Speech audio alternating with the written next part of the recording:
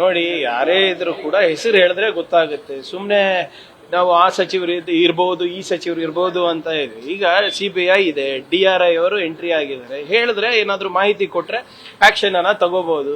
ಸುಮ್ಮನೆ ಬಿಜೆಪಿಯವರು ಇಬ್ರು ಸಚಿವರು ಕೈವಾಡ ಇದೆ ಅಂತ ನಮ್ಮ ಯಾರು ಬಿಜೆಪಿ ರಾಜ್ಯಾಧ್ಯಕ್ಷರು ಹೇಳಿದ್ರು. ಈಗ ಯತ್ನಾಳ್ ಅವ್ರು ಏನ್ ಹೇಳ್ತಾರೆ ಅಂದ್ರೆ, ವಿಜೇಂದ್ರ ಅವರಿಗೆ ದುಬೈ ಬಗ್ಗೆ ಬಹಳಷ್ಟು ಅನುಭವ ಇದೆ ಅಂತ. ಹೌದಾ ಇಲ್ಲ? ನಾವೆಲ್ಲ ಹೇಳ್ತಾ ಇರೋದು, ಯತ್ನಾಳ್ ಅವ್ರು ಹೇಳಿರೋದು ದುಬೈನಲ್ಲಿ ವಿಜೇಂದ್ರ ಅವ್ರದ್ದು ಸಾಕಷ್ಟು ದುಡ್ಡಿದೆ ಅಂತ, ದುಬೈಗೆ ಹೋಗೋದು ಬರೋದಿದೆ ಅಂತ. ಅವ್ರಿಗೆ ಗೊತ್ತಿರ್ಬೋದು, ಮಾಹಿತಿ ಇದ್ರೆ ಕೊಡ್ಲಿ, ವಿ ವಿಲ್ ಟೇಕ್ ಆಕ್ಷನ್.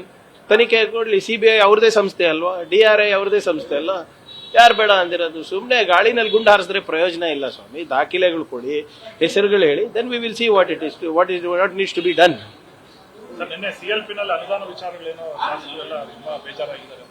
ನೋಡಿ, ಅನುದಾನ ಎಷ್ಟು ಕೊಟ್ಟರು ಕಮ್ಮಿನೇ. ಎಲ್ಲರಿಗೂ ಅವ್ರವ್ರ ಕ್ಷೇತ್ರದ ಅಭಿವೃದ್ಧಿ ಮುಖ್ಯ ಇದೆ.